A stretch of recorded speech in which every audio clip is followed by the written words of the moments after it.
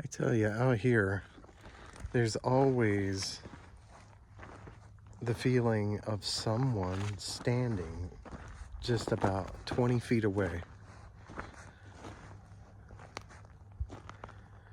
It's crazy. Like, it's not, I guess you get used to it after a while, but for real, it feels like you could look up and there's somebody there. And it's like I've seen like a white figure out my peripheral before. It's crazy.